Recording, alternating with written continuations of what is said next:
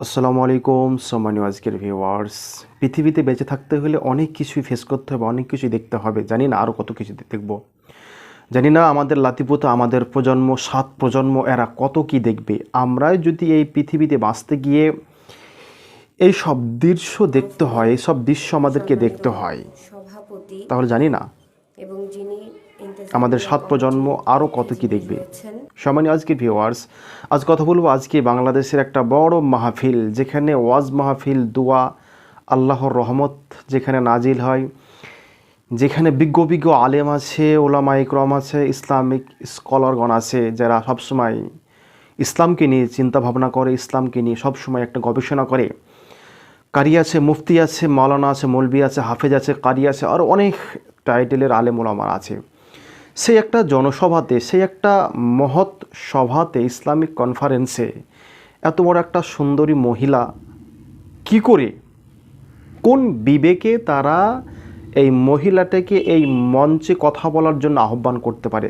একটা মানুষ, একটা সমাজের মানুষ, একটা জাতির মানুষ কতটা নিকৃষ্ট, কতটা নীচ, কতটা মূর্খ, কতটা জাহেল হলে এতগুলো আলেমের মধ্যে এই মেয়েটাকে দুপাঁচ কথা বলার জন্য আনতে পারে? এরা কখনোই শিক্ষিত সমাজ নয়, এরা অধম, এরা জাহেল, এরা মূর্খ। যেখানে আল্লাহ নবী সাল্লাল্লাহু আলাইহি সাল্লাম বলেছে যে মেয়েদের ভয়েস এতটাই নরম হবে যেন পরপুরুষে তোমার বাড়ি থেকে পাশের বাড়ি তোমার ভয়েস না যায়, তোমার কণ্ঠ অপর পুরুষে না শুনতে পায়। সেখানেই তো ফেস দেখিয়ে, চেহারা দেখিয়ে, সৌন্দর্য দেখিয়ে সবার সামনে মিষ্টি সুরে একদম মন মাতানো কণ্ঠে তিনি মানুষকে কিছু উপদেশমূলক কথা বলছে, যা মানুষ অধীর আগ্রহে খুব সুন্দরভাবে শ্রবণ করছে। যেসব আলেম ওলামাগুলো বসে আছে এরা ভাবছে যে আমরা তো সমাজের কোনো কল্যাণ করতে পারলাম না, আমাদের দ্বারা কোনো কাজ হলো না, দেখি কোনো সুন্দর মহিলাকে নিয়ে এসি, দেখি সমাজে যদি কোনো উন্নতি হয়, শ্রোতা যদি অনেকটা বেশি হয়, তাহলে আমাদের মাহফিলটা, আমাদের এই যে জালসার মাহফিল, মহতি সমাজ আপনার মাহফিল, সেটা যদি একটু জমজমাট হয়, তাহলে হয়তো বেশ কিছু টাকা ইনকাম হবে, আমাদের আপনার মাহফিলটাও বেশ সাফল্যিত বলে বিবেচিত হবে।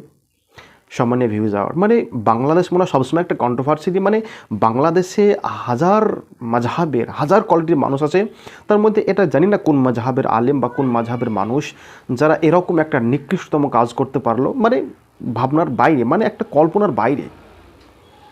মানে এখানে তো কোনো বাউল গানের কোনো প্রোগ্রাম নাই, এখানে কোনো বাউল প্রোগ্রামে সেখানে দেখিয়ে কয়েকটা দাড়ি, কয়েকটা মাথায় টুপি দেওয়া থাকে, তার মধ্যে কিছু নারী থাকে।